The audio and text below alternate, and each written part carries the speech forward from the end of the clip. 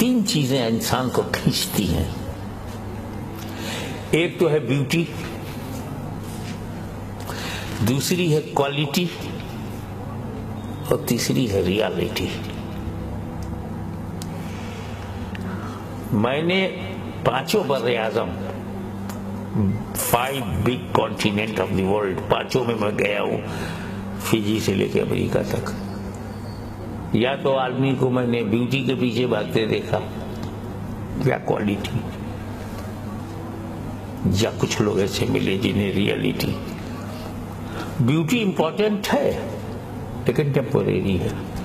Beauty کی بنیاد پر کسی کو وزیر اعظم نہیں بنا سکتے کہ جو ملک میں سب سے زیادہ خوبصورت ہو اسی کو وزیر اعظم بنایا جائے. کوالٹی دیکھیں گے. جو بہت خوبصورت ہے اسی سے علاج کرایا جائے، جی نہیں، علاج کی کوالٹی ہے کہ نہیں، یہ ڈاکٹریٹ ہے کہ نہیں، یہ ڈاکٹر. خوبصورت آدمی سے بلڈنگ نہیں بنوائیں گے کہ خوبصورت سے بلڈنگ بنائی، یہ دیکھا جائے گا انجینئر ہے کہ نہیں. کوالیفیکیشن.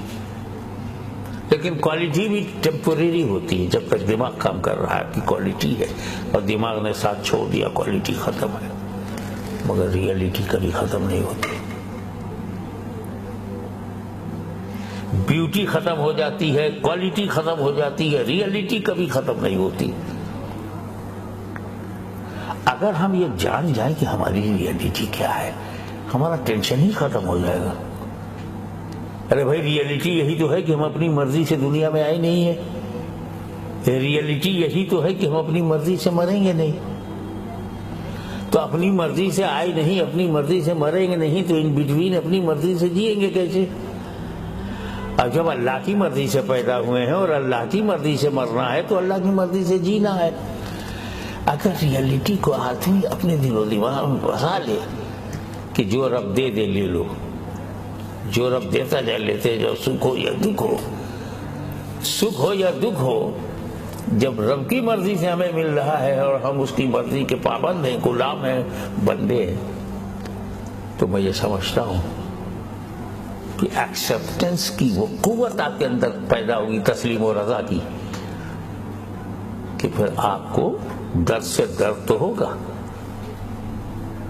آپ کو بیماری سے تکلیف تو ہوگی، لیکن آپ راضی رہیں گے اندر، تو ٹینشن نہیں ہے، ٹارچر نہیں ہے، ڈیزاسٹر نہیں ہے. بس میری یہی امت المسلمین سے عموماً اور اہل سنت و جماعت سے خصوصاً یہ گزارش ہے، ریکویسٹ ہے کہ فاعل حقیقی ایک ہے، کرتا دھرتا ایک ہے، سکھ دکھ دینے والا ایک ہے. تو جس طرح تم سکھ کو اس لیے قبول کرتے ہو کہ دینے والا تمہارا رب ہے، تو دکھ کو بھی اسی خوشی سے قبول کر لو، دینے والا تمہارا رب ہے.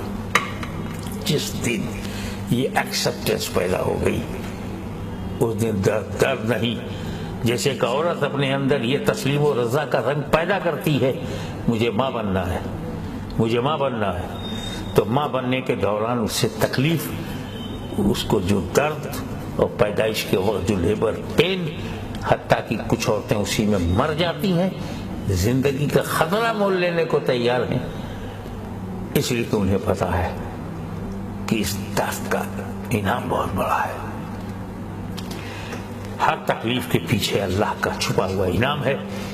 ہم کچھ تکلیفوں کا انعام جانتے ہیں تو ان تکلیفوں میں ہم انٹرسٹڈ ہیں، ہم چاہتے ہیں کہ وہ تکلیفیں ہمارے پاس آئیں کیونکہ اس کا انعام ہمیں معلوم ہے. لیکن جس تکلیف کا انعام معلوم نہیں ہے وہیں ہم بھٹک جاتے ہیں اور بھول جاتے ہیں. ہمیں یاد کرنا چاہیے امام علی مقام حسین ابن علی رضی اللہ تعالیٰ عنہما کی زندگی پر نظر ڈالیے تو آنکھوں سے ایک قطرہ آنسو کا باہر نہ آنا یہ دلیل ہے کہ کربلا میں آئی ہوئی ہر تکلیف کا رزلٹ دیکھ رہے تھے، اور رزلٹ اتنا شاندار تھا کہ وہ تکلیف بے جان ہو گئی کیونکہ رزلٹ جاندار ہے. تو گھر میں ایک بچہ پیدا ہوگا، بیٹی یا بیٹا، ایک رحمت کا دروازہ کھلے گا. یہ اتنا زبردست انعام ہے کہ ہر عورت اپنے لیبر پین کو بھول جاتی ہے.